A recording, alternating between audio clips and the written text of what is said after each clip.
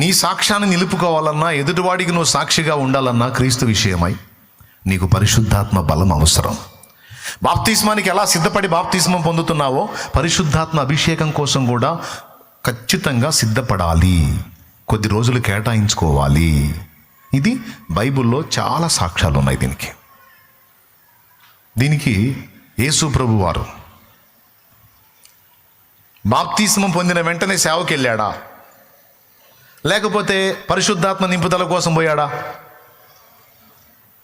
బాప్తిస్మం పొందిన వెంటనే సేవకి వెళ్ళాల ప్రభు. 40 దినములు అరణ్యములోనికి ఆత్మచేత కొనిపోబడ్డాడు. బాప్తిస్మం పొందిన తర్వాత పరిశుద్ధాత్మ వశం చేసుకొని నిన్ను ఎటు ప్రేరేపిస్తాడో తెలుసా? ఎప్పుడు ఆత్మాభిషేకం కోసం నిన్ను ఏకాంతంగా దేవుని ముందు కూర్చోమంటాడు. దేవుని మహాకృప, నాకు దేవుడి దయ, ఆ రోజు నుంచి ఈ రోజు దాకా నాకున్న, మీరు ఒక వ్యసనం అనుకోండి, ఒక బలహీనత అనుకోండి, నాకున్న వ్యసనం బలహీనత ఏంటంటే దేవునితో ఏకాంతంగా గడిపే పిచ్చి.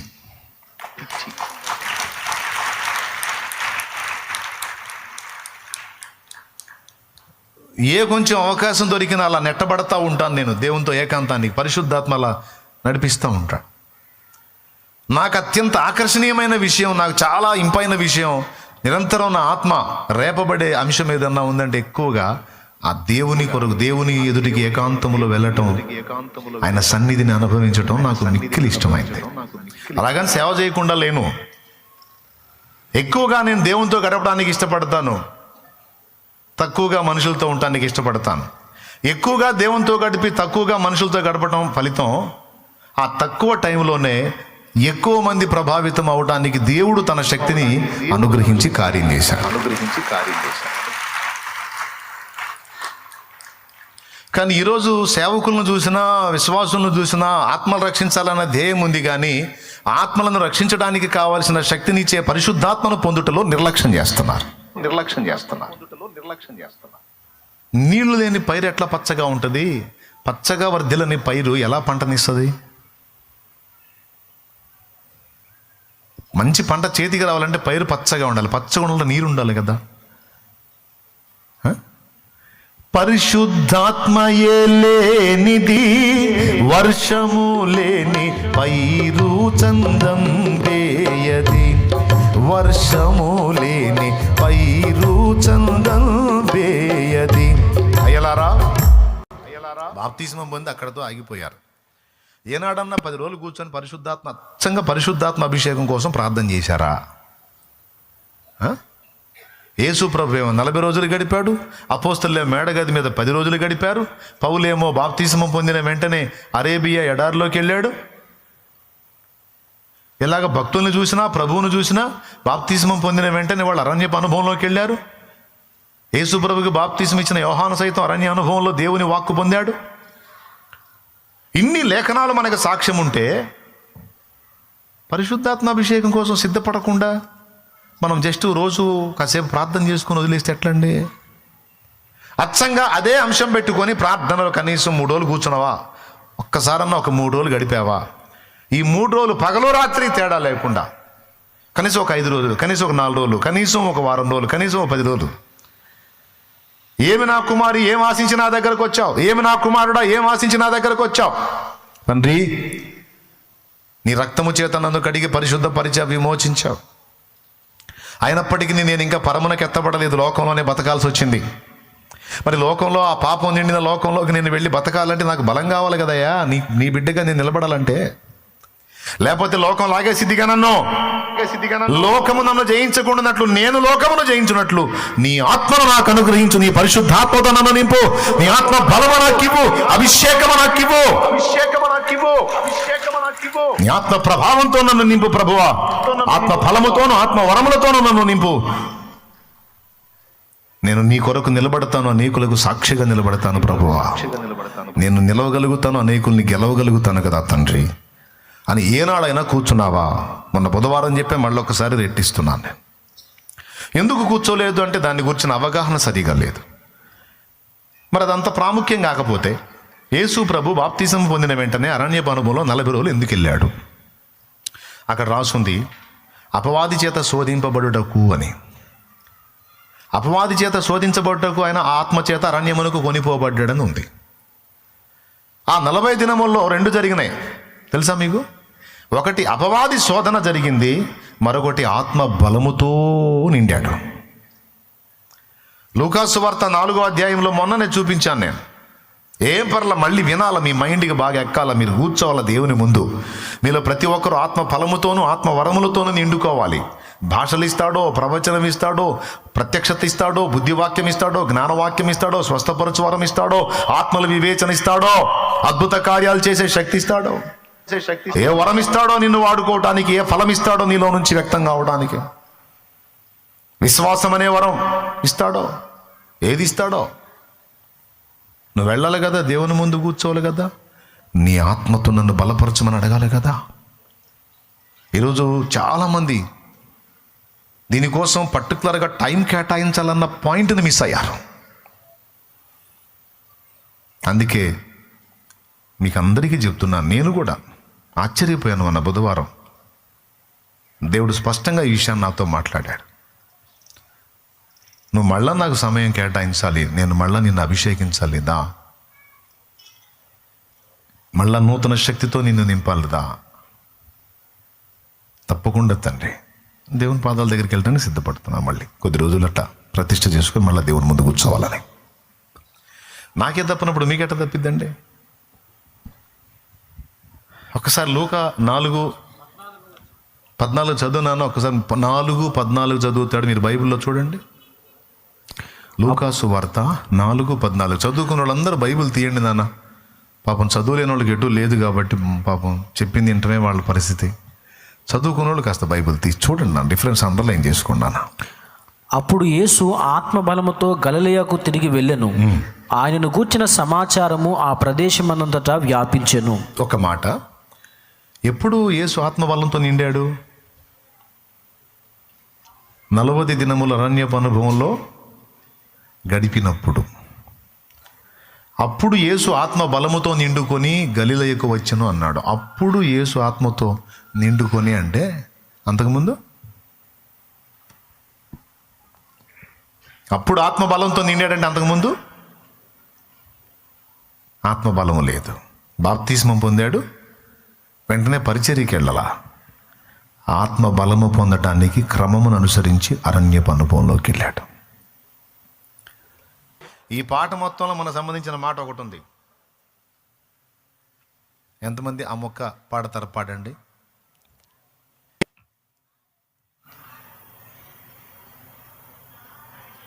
ఎస్, మీరు చురుకురా తల్లి, మీరు చురుకురా. వీళ్ళు ఏందో అటు చూస్తున్నారు. అరణ్య జీవితమే అది. శిశువు ఎదిగి ఇశ్రాయేలుకు ప్రత్యక్షమగు వరకు అరణ్యములో ఉండెనని బాప్తిస్మం ఇచ్చి యోహాను గూర్చి రాయబడి ఉంది. ఆయన అరణ్యపు అనుభవమే, ఏలియా అరణ్యపు అనుభవమే, యేసయ్య అరణ్యపు అనుభవమే. ఎందుకు? ఆత్మ బలముతో నిండుకోవటానికి. అపోస్తలులను అడవికి పోలేదు కానీ మేడగది మీదకి పోయారు. మొత్తం 120 మంది చేరారు ఆ గదిలో. 10 రోజులు ఒకటే పాయింట్, నువ్వు మా మీదికి పంపుతానన్న ఆత్మను పంపు, నీ శక్తితో మమ్మల్ని నింపు.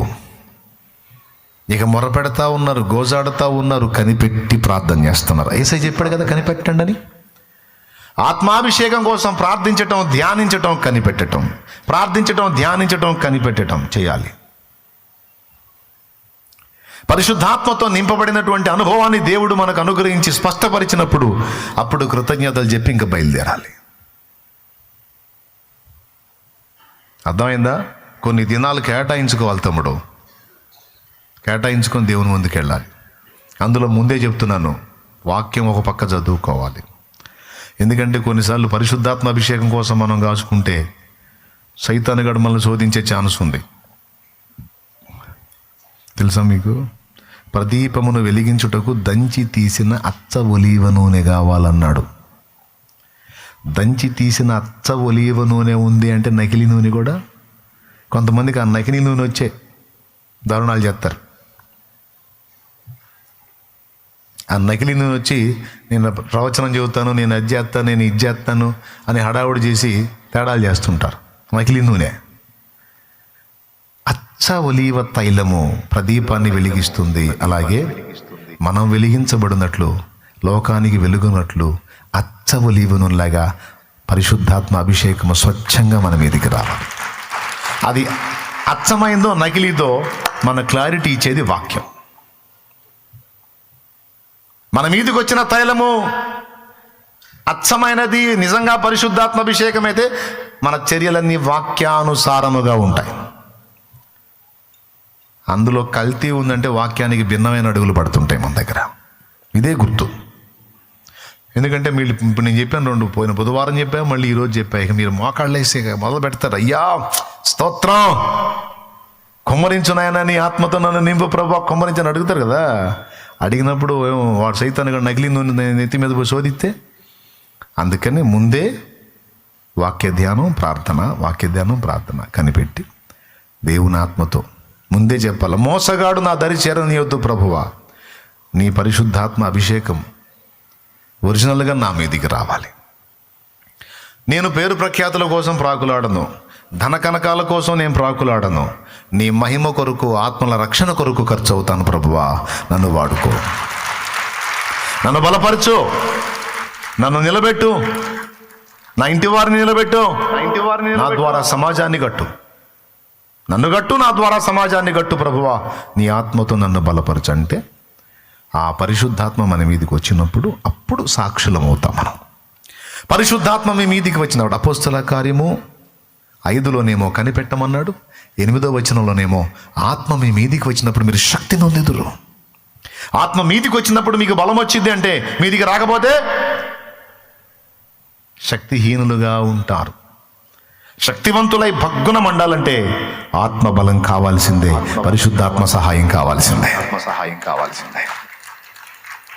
అందుకే దేవుని ముందుకు వెళ్ళాలి. అయితే ఒకటి మాత్రం ఖాయం, పరిశుద్ధాత్మ అభిషేకాన్ని యథార్థంగా వాంఛించి కోరి నువ్వు తండ్రి ముందుకు వెళితే, దేవుని ముందుకు వెళితే తప్పకుండా నీకు ఆత్మను అనుగ్రహిస్తాడని లూకాసు వార్త 11:13 రాసుంది. చూడండి. పరలోకమందున్న మీ తండ్రి తన్ను అడుగువారికి పరిశుద్ధాత్మను ఎంతో నిశ్చయముగా అనుగ్రహించుననెను.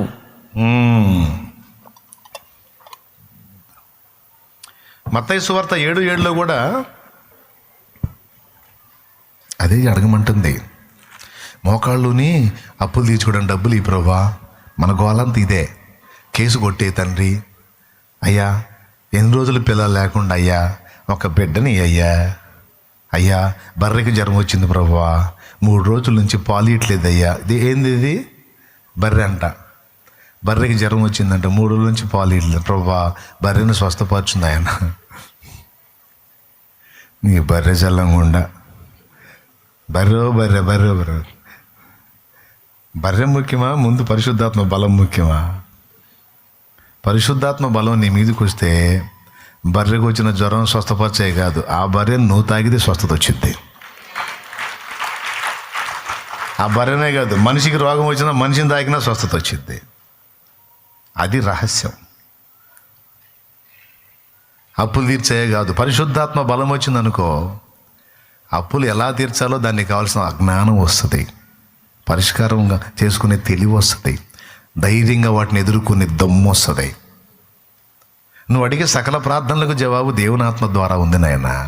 అందుకే ముందు అడగాల్సింది ఏంది?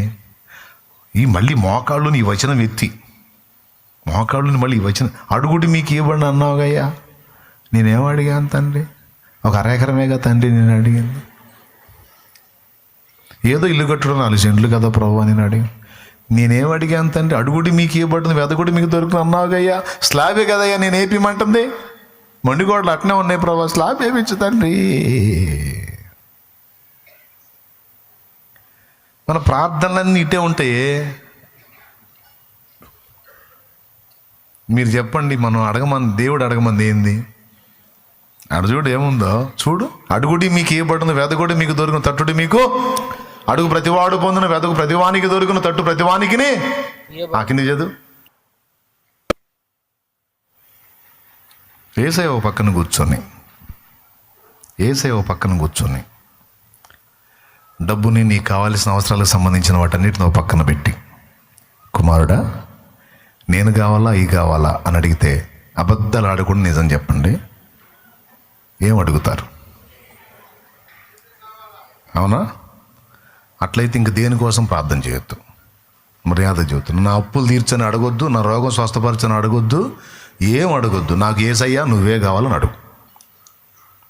ఆయన యేసయ్యని ఏం చేసుకుంటావు? గట్టి చేయొత్తున్నావు యేసే కావాలని. ఏం చేసుకుంటావు యేసయ్యని? డబ్బులుంటే డాబా కట్టుకోవచ్చు, డబ్బులుంటే పొలం కొనుక్కోవచ్చు, డబ్బులుంటే భార్యకి బంగారం చేయించవచ్చు, పిల్లలకి బ్యాంకులో వేసుకోవచ్చు. డబ్బులుంటే ఎన్ని ప్రయోజనాలు. యేసయ్యని ఏం చేసుకుంటాం కదా? యేసయ్య కావాలా? గట్టిగా పడతారు. ఏం చేసుకుంటారు యేసయ్యని? అన్నీ ఉంటాయనే మామూలు కదా మీరా? మీరు ఇప్పుడు యేసయ్యని అడుగుతుంది అన్నీ ఉంటాయని. యేసయ్య ఉంటే అన్నీ వస్తాయని. అంతేనా?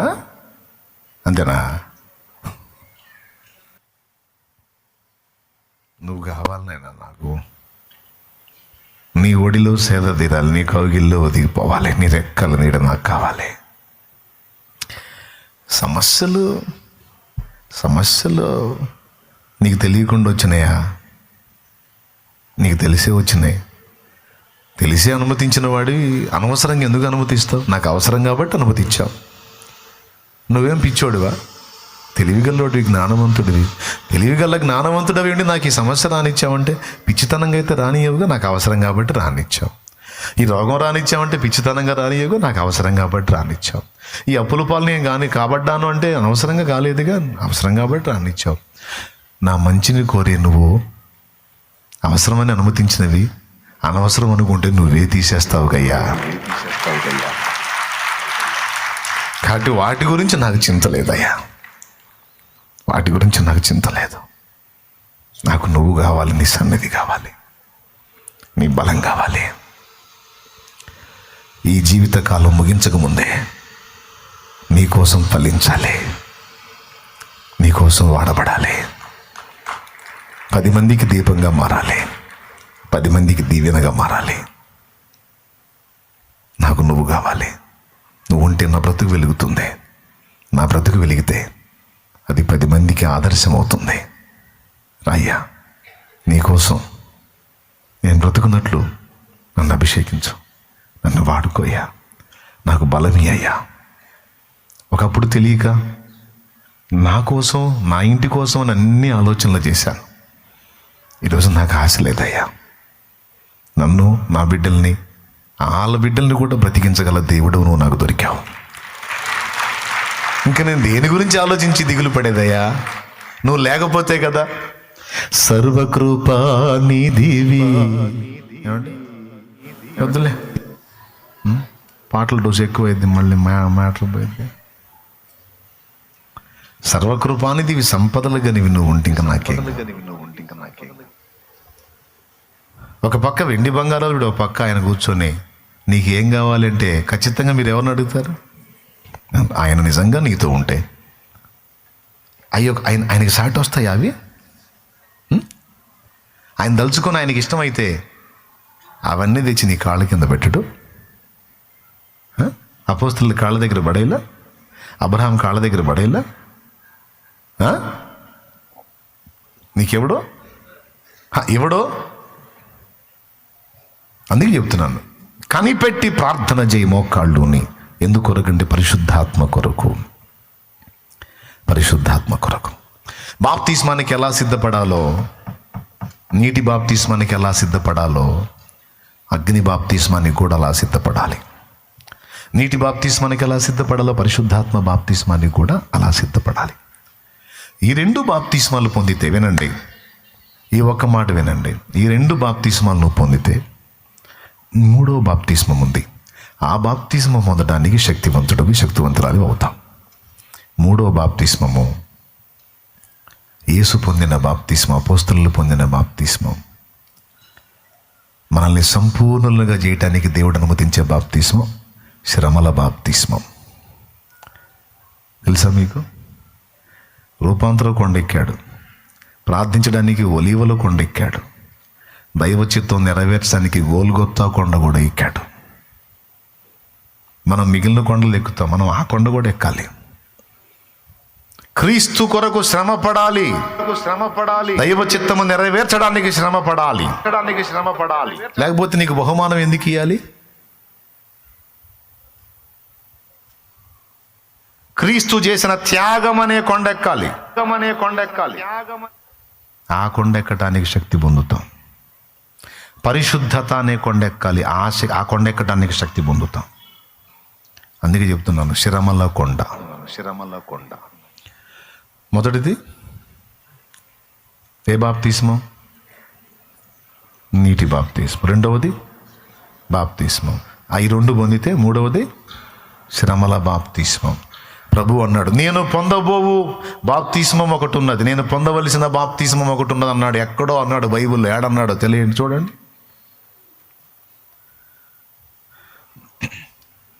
నేను పొందవలసిన బాప్తిస్మం ఒకటి ఉన్నది అన్నాడు.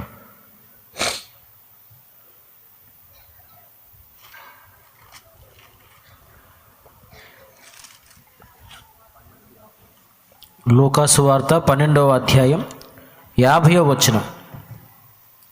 అయితే నేను పొందవలసిన బాప్తిస్మం ఉన్నది, అది నెరవేరు వరకు నేనెంతో ఇబ్బంది పడుచున్నాను. అద్దుగో ఆ మాట అండర్లైన్ చేయండి. దాని అర్థం ఏంటో ఎప్పుడన్నా ఆలోచించారా? యేసయ్య 2 బాప్తిస్మాలు పొందాడు. యోహాను బాప్తిస్మ ఇచ్చి యోహాను ద్వారా నీటి బాప్తిస్మం పొందాడు. అరణ్యపు అనుభవంలోకి వెళ్ళి అగ్ని బాప్తిస్మం, పరిశుద్ధాత్మతో నింపబడ్డాడు. ఈ 2 అయినాయి. ఈ 2 అయిన తర్వాత మళ్ళీ నేను పొందవలసిన బాప్తిస్మం ఒకటి ఉంది, అది నెరవేరవాలని నేను ఎంతో ఇబ్బంది పడుతున్నాను. దానికి పైన ఏమన్నాడు?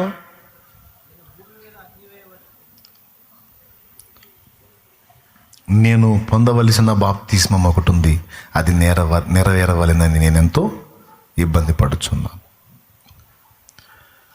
గుర్తుపెట్టుకోండి, విలాప వాక్యాల్లో ఉంటుంది, నిందతో అతడు నింపబడవలెను, నిరీక్షణ కలుగునేమో అని బూడిదలో తన మూతి పెట్టుకొని కూర్చోవాలన్నాడు. ఇక నిందల పర్వము, అవమానాల పర్వము, శ్రమల పర్వము, దానిలో ఆయన సంపూర్ణుడు కావాలి. ఇది హెబ్రీ పత్రికలో చెప్పాడు, అలాగే కొలసే పత్రికలో చెప్పాడు. హెబ్రీ పత్రికలో ఏం చెప్పాడో చూద్దాం. ఒకసారి బైబిల్ ఉన్న వాళ్ళు తీసుకున్నానా? 2వ అధ్యాయం తీసుకోండి మా. 10వ వచనం చదువునానా. సంపూర్ణ సిద్ధి ఎలా కలిగిద్దో చూడక్కడ. ఎవని నిమిత్తము సమస్తమును ఉన్నవో, ఎవని వలన సమస్తమును కలుగుచున్నవో, ఆయన అనేకులైన కుమారులను మహిమకు తెచ్చుచుండగా వారి రక్షణకర్తను శ్రమల ద్వారా సంపూర్ణునిగా చేయుట ఆయనకు తగును. అదండి సంగతి. శ్రమల ద్వారా సంపూర్ణునిగా చేయుట. శ్రమల వలన మనకి కొన్ని ప్రయోజనాలు ఉన్నాయి. వాటిల్లో ఒకటి, మనం సంపూర్ణులం అవుతాం శ్రమల ద్వారా.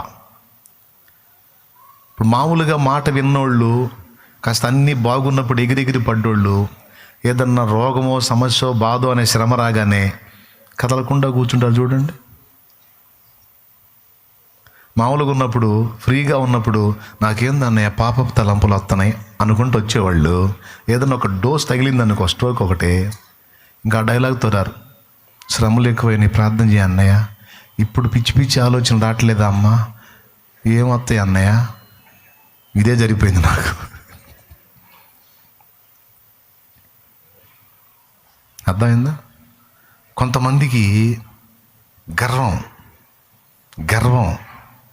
ఎదుటోళ్ళని సమాధాన పట్టడానికి ఒప్పుకోరు, ఎదుటోళ్ళని క్షమాపణ అట్టడానికి ఒప్పుకోరు, అందరినీ నిందిస్తూ ఉంటారు.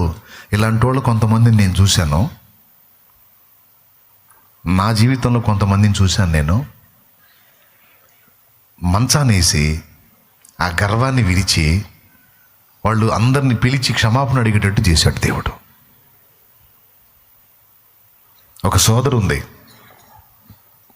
యేసు ప్రభుని ఎన్నిసార్లు ధ్యానం చేసినా నాకైతే తెలియదు, కానీ ఒక సోదరి నన్ను మాత్రం రోజు తలుచుకుంటుంది.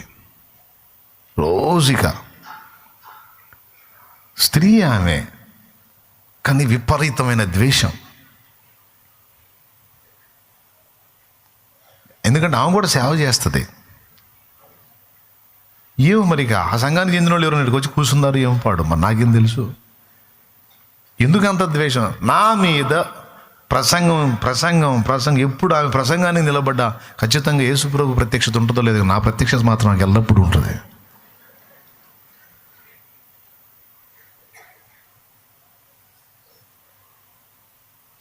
అలాంటి బిడ్డ, అంత ద్వేషించిన బిడ్డ కూడా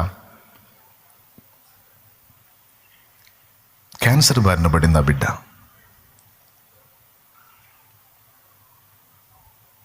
చివరికి బెడ్ మీద ఉండి సహోదరులతో కబురు పెట్టింది నాకు. ఏమన్నా తెలుసా? అన్నా, శాలేమన్నా బిజీగా ఉంటాడు,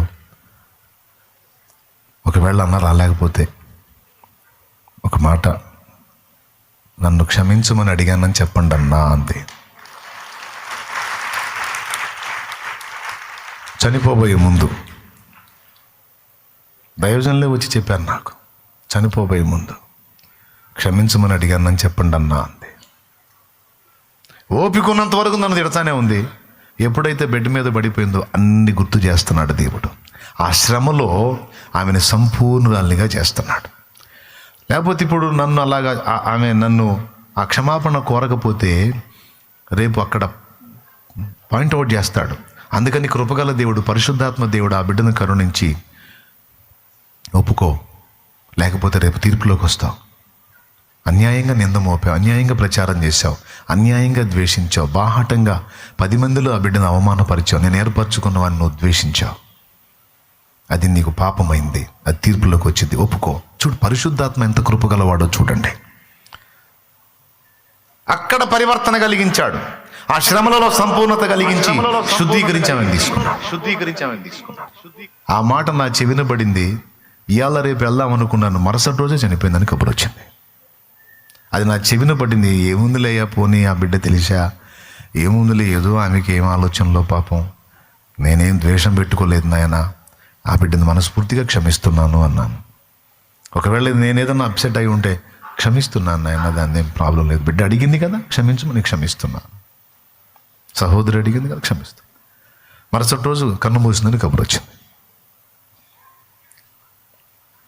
నాకు తెలిసింది ఇంకొక ఆయన ఉన్నాడు, అస్సలు రెస్పెక్ట్ చేయని వ్యక్తి ఆయన. కానీ చివరి ఘట్టంలోకి వచ్చేటప్పటికి దగ్గరకు పిలిచి కూర్చోబెట్టుకుని మాట్లాడిన పరిస్థితి ఇది ఇచ్చాడు దేవుడు. ఎందుకు ఈ విషయాలు చెప్తున్నానంటే, ఆ బాప్తిస్మం మనం పొందకపోతే పరిపూర్ణం కాము, మనలో ఎగస్టాలు బాబు. ఏమో మీలో ఉండే ఎన్నున్నాయో మీకేం తెలుసు, నాలో ఎన్ని ఉన్నాయో నాకేం తెలుసు. తోమితే ఒక తోముడు మొత్తం పోతాయి అడ్రస్ లేకుండా, అంటే తోముడు కావాలి. శ్రమల వలన మనకు కొన్ని ప్రయోజనాలు. వాటిలో నంబర్ 1 సంపూర్ణ సిద్ధి. నంబర్ 2 క్రీస్తు విషయమే మనం శ్రమ పొందిన ఎడల గొప్ప బహుమానం. దేవునికి స్తోత్రం. మన కోసమే మనం శ్రమ పడితే ఎందుకు కిరీటం పెట్టాలి దేవుడు? బాగా కష్టపడ్డావు బిడ్డ, పాప రాత్రి పగలు తేడా లేకుండా ఉద్యోగం చేసి పైసలు సంపాదించి ఫ్యామిలీకి ఇచ్చావు నాన్న, సూపర్, దా కిరీటం పెడతాదా అంటాడా? ఎవరి కోసం కష్టపడ్డా వాళ్ళు పెడతారు కిరీటం పో అంటాడు. మరి ఆయన ఎందుకు కిరీటం పెడతాడంటే, నిస్వార్థముగా నీ నిమిత్తము నీ వారి నిమిత్తం కాక ఇతరుల కోసం నువ్వు కష్టపడ్డావు, ఇతరుల కోసం నువ్వు టైంని కేటాయించావు, ప్రయాసపడ్డావు, శ్రమపడ్డావు, దుఃఖపడ్డావు, ప్రార్థించావు, ప్రకటించావు, తిన్నావో తినలేదో ఇతరుల సాధక బాధల్లో పాలు పంపులు పంచుకున్నావు, ఇతరుల ఆత్మలను రక్షించడానికి, జీవితాలను వెలిగించడానికి నువ్వు నీ లైఫ్ని పణంగా పెట్టేశావు. గ్రేట్ దా, ఇదిగో అని నీతిగల న్యాయాధిపతి నిన్ను పిలిచి ఆయన నీకు సిద్ధపరిచిన నీతి కిరీటము, జీవ కిరీటము, అక్షయ కిరీటం, వాడబారిన మహిమ కిరీటము, దయా కిరీటం. ఆయన ఎన్ని కిరీటాలు పెట్టాలనుకో నన్ను పెట్టేస్తాడు. ఆయన అర్థమైందా? ఎప్పుడు పెడతాడు కిరీటం? బాగా సంపాదించి వెనకేసినప్పుడా, ముందేసినప్పుడా? ప్రభు పనిలో వేసినప్పుడు. ఎక్కడేసినప్పుడు? ప్రభు కొరకు ఫలించినప్పుడు, ఆత్మల రక్షణ కొరకు వాడబడినప్పుడు. అది నీ జ్ఞానము, నీ ఆయుష్, నీ ఆరోగ్యము, నీ ధనము, నీ సాంపాద్యము. ఇదిగో గొప్ప త్యాగం చేసావు బిడ్డ, త్యాగం చేసావు బిడ్డ. నువ్వు చేసిన ఆ పని వల్ల, నువ్వు ఇచ్చిన ఆ ధనం వలన అదిగో ఒక మందిరం కట్టబడింది. అక్కడ కొంతమంది ఆరాధించడానికి ఒక ప్రాంగణం ఏర్పడింది. నీ కష్టం దానికి ఉపయోగపడింది. నువ్వు నా నిమిత్తం నీ కష్టాన్ని త్యాగం చేశావు. నీ కొరకు నువ్వు దాచుకొనక నా కొరకు వెచ్చించావు గనక ఇదిగో రా అంటాడు రేపు.